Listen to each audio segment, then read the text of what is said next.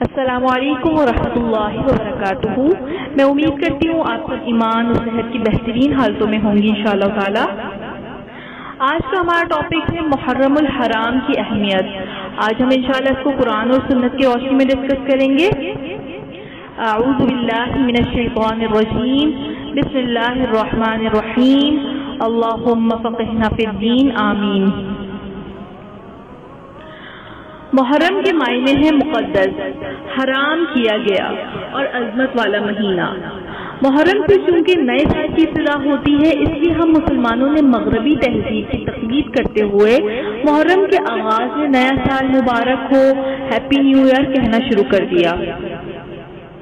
جبکہ ہم اگر نبی اکرم صلی اللہ علیہ وسلم کی حیات مبارکہ پر نظر ڈالیں تو آپ صلی اللہ علیہ وسلم نے کئی اور موقعوں پر تو دعاؤں اور خصوصی مبارکباد کا اہتمام فرمایا، جیسے شادی بیاہ کا معاملہ یا ولادت کا معاملہ وغیرہ، مگر ہم دیکھتے ہیں کہ نئے سال کے آغاز میں آپ صلی اللہ علیہ وسلم نے کسی خاص اہتمام کے ساتھ کبھی مبارکباد نہ دی۔ چونکہ یہ طریقہ سنت کا طریقہ نہیں، اس لیے ہمیں اس سے اجتناب کرنا چاہیے، بلکہ بحیثیت ایک مسلمان ہمارا عمل جتنا سنت کے قریب ہوگا اتنا ہی ہمارے لیے باعث اجر و ثواب ہوگا۔ اصل کام نئے سال کے آغاز سے کرنے کا یہ ہے کہ ہم اپنے پچھلے سال کے اعمال کا جائزہ لیں اور اپنی کوتاہیوں اور غفلت سے نکل کر آئندہ سال کا نیا لائحہ عمل تیار کریں کہ کس طرح ہم قرآن اور حدیث کا علم حاصل کر کے اس کو اپنے عمل میں ڈھالیں گے اور اللہ کے پسندیدہ بندوں کی صف میں شامل ہونے کی کوشش کریں گے۔ افسوس ہے اس شخص پر جس کا آج اس کے کل سے بہتر نہ ہو۔ مبارکباد دینے کی بجائے جو چیز ہم آگے پھیلا سکتے ہیں وہ یہ ہے کہ لوگوں میں اس بات کی آگاہی پیدا کی جائے کہ وہ نیا چاند دیکھ کر رسول اکرم صلی اللہ علیہ وسلم سے ثابت یہ مسنون دعا پڑھیں۔ دعا یہ ہے، اللہم احلہ علینا بالامن والایمان والسلامت والاسلام ربی وربک اللہ۔ اے اللہ، یہ چاند ہم پر امن، ایمان، سلامتی اور اسلام کے ساتھ طلوع فرما۔ اے چاند میرا اور تیرا رب اللہ ہے۔ اسے ترمذی نے روایت کیا ہے۔ اس طرح ہم دوسروں کو اپنے لیے صدقہ جاریہ بنانے کے ساتھ ساتھ نبی اکرم صلی اللہ علیہ وسلم کی سنت کو زندہ کرنے کا اجر بھی حاصل کر سکتے ہیں۔ محرم الحرام کی تاریخی حیثیت دیکھتے ہیں۔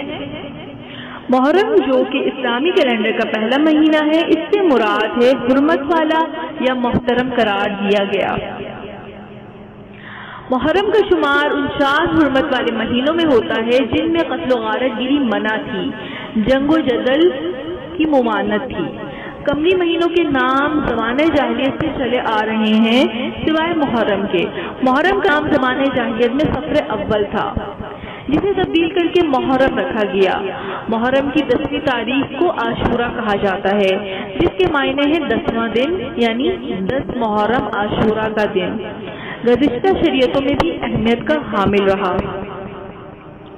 عائشہ رضی اللہ عنہا سے روایت ہے کہ ایام جاہلیت میں قریش عاشورہ کے دن روزہ رکھتے اور رسول اللہ صلی اللہ علیہ وسلم بھی۔ پھر ہجرت مدینہ کے بعد ہی آپ صلی اللہ علیہ وسلم نے یہ روزہ رکھا اور صحابہ کرام رضی اللہ عنہم کو بھی رکھنے کا حکم دیا۔ البتہ جب رمضان کے روزے فرض ہوئے تو آپ صلی اللہ علیہ وسلم نے فرمایا، جو چاہے اب اس کا روزہ رکھے اور جو چاہے چھوڑ دے۔ صحیح مسلم کی روایت ہے۔ یعنی جب رمضان کے روزے فرض ہوئے تو اس وقت عاشورہ کے روزے کی فرضیت منسوخ ہو گئی، لیکن رسول اللہ صلی اللہ علیہ وسلم نے عاشورہ کے روزے کو سنت اور مستحب قرار دیا۔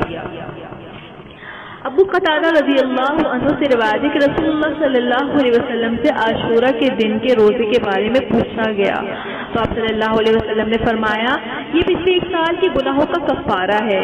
صحیح مسلم کی روایت ہے۔ جب رسول اکرم صلی اللہ علیہ وسلم مدینہ منورہ تشریف لائے تو یہودی 10 محرم کا روزہ رکھتے تھے۔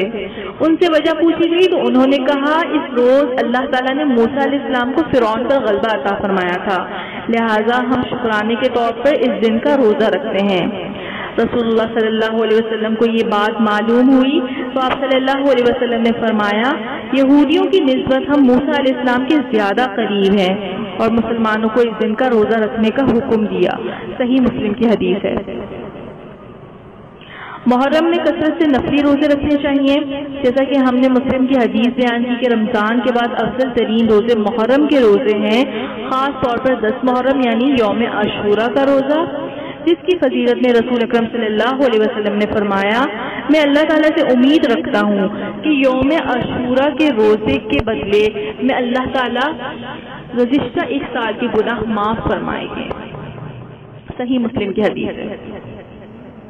عبداللہ بن عباس رضی اللہ عنہ فرماتے ہیں کہ رسول اللہ صلی اللہ علیہ وسلم نے عاشورہ 10 محرم کا روزہ رکھا اور لوگوں کو بھی رکھنے کا حکم دیا۔ لوگوں نے عرض کیا، یا رسول اللہ صلی اللہ علیہ وسلم، 10 محرم تو یہود و نصارہ کے نزدیک بڑی عظمت کا دن ہے۔ آپ صلی اللہ علیہ وسلم نے فرمایا، اچھا آئندہ سال انشاءاللہ 10 محرم کے ساتھ 9 محرم کا روزہ بھی رکھیں گے، لیکن آئندہ سال آنے سے پہلے ہی رسول اللہ صلی اللہ علیہ وسلم اس دنیا سے رخصت ہو گئے۔ صحیح مسلم کی حدیث ہے۔ اس حدیث سے پتہ چلتا ہے کہ 10 محرم کے ساتھ 9 محرم کا روزہ رکھنا افضل ہے۔ اگر کسی وجہ سے 9 محرم کا روزہ نہ رکھا جا سکے تو 10 کے ساتھ 11 محرم کا بھی روزہ رکھ لیں، کیونکہ حدیث میں آتا ہے رسول اللہ صلی اللہ علیہ وسلم نے فرمایا، تم عاشورے کا روزہ رکھو اور یہود کی مخالفت بھی کرو، اور اس کے ساتھ ایک دن قبل یا بعد کا روزہ بھی رکھو۔ مسند احمد کی روایت ہے۔ اس سے پتہ چلتا ہے کہ غیر مسلم اقوام کی ہر قسم کی مشابہت اور تقلید سے ہمیں بچنا چاہیے۔ اس حدیث سے یہ بات واضح ہو جاتی ہے کہ ہمیں ان کے جیسا حال حلیہ، ان کے جیسا لباس پہننے یا ان کے جیسے رسم و رواج کو اپنانے کی کوئی دلیل نہیں ملتی کہ ہم ان کے تہوار مثلاً ویلنٹائن، ہیلووین وغیرہ منائیں اور ان کو اپنے کلچر کا حصہ بنائیں۔ عبداللہ بن عمر رضی اللہ عنہ سے روایت ہے کہ رسول اللہ صلی اللہ علیہ وسلم نے فرمایا، جس نے کسی قوم کی مشابہت اختیار کی وہ انہی میں سے ہے۔ ابو داؤد کی حدیث ہے۔ محرم کے روزے کی اہمیت بیان کرتے ہوئے آپ صلی اللہ علیہ وسلم نے فرمایا، افضل الصیام بعد رمضان شہر اللہ المحرم، رمضان کے بعد افضل ترین روزے اللہ کے مہینے محرم کے ہیں۔ صحیح مسلم کی حدیث ہے۔ اس حدیث سے ایک بات اور پتہ چلتی ہے کہ نبی اکرم صلی اللہ علیہ وسلم نے محرم کے مہینے کو شہر اللہ یعنی اللہ کا مہینہ کہا ہے۔ دوسری اہم بات کہ محرم کے نفلی روزے رمضان کے فرض روزوں کے بعد افضل ترین ہیں۔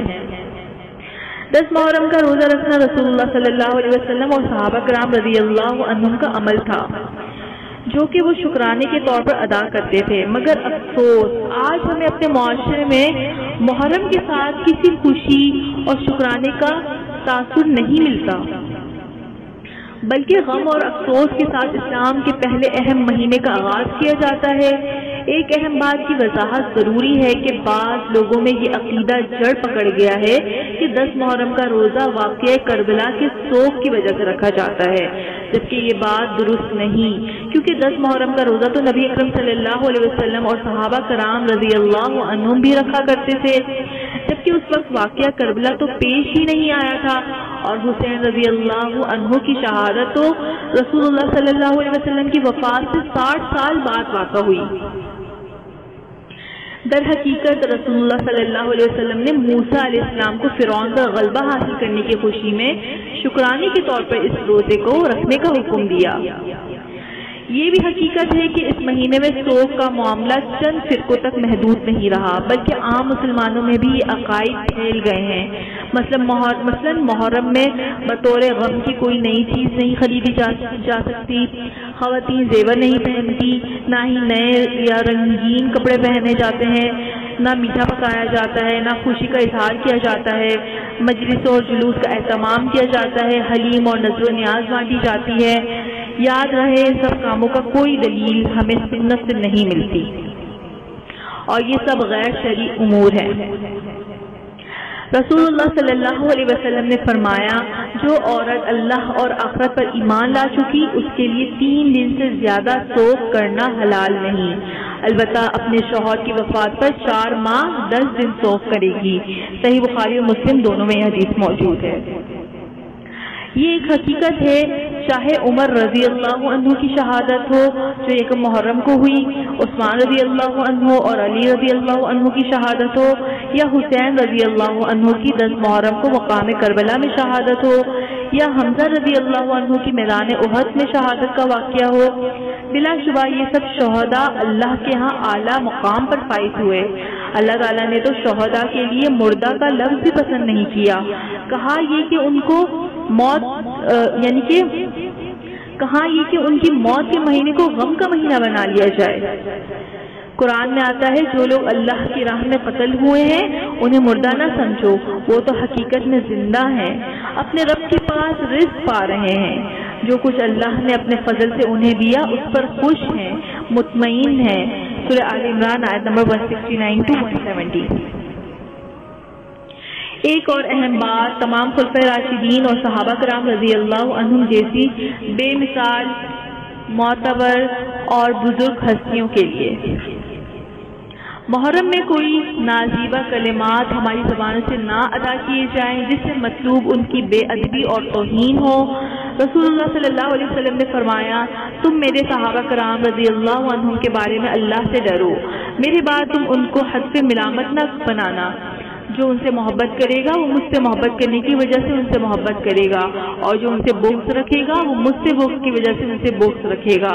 جس نے انہیں ایذا پہنچائی اس نے مجھے ایذا پہنچائی، اور جس نے مجھے ایذا پہنچائی اس نے اللہ کو ایذا دی، اور جس نے اللہ کو ایذا دی تو قریب ہے کہ وہ اسے اپنی گرفت میں لے لے۔ ترمذی کی حدیث ہے۔ قرآن میں آتا ہے رضی اللہ عنہم ورضوا عنہ، اللہ ان سے یعنی صحابہ رضی اللہ عنہ سے راضی ہوا اور وہ صحابہ رضی اللہ عنہ اللہ سے راضی ہوئے۔ سورہ بینہ آیت نمبر 8۔ اس مہینے میں خاص طور پر جھگڑے فساد سے اپنے آپ کو اور دوسروں کو بچائیں، کیونکہ محرم حرمت والے مہینوں میں سے ایک مہینہ ہے۔ ابن عمر رضی اللہ عنہ سے روایت ہے کہ رسول اللہ صلی اللہ علیہ وسلم نے فرمایا، مسلمان کا بھائی ہے، نہ تو اس پر ظلم کرتا ہے اور نہ اس کو بے یار و مددگار چھوڑتا ہے۔ صحیح مسلم اور بخاری کی حدیث ہے۔ چنانچہ یہ محرم کے احترام اور ادب کا حصہ ہے کہ ہم بحیثیت مسلمان زبان اور عمل سے کسی دوسرے کو اذیت نہ دیں اور صلح، امن اور بھائی چارے کی فضا عام کریں۔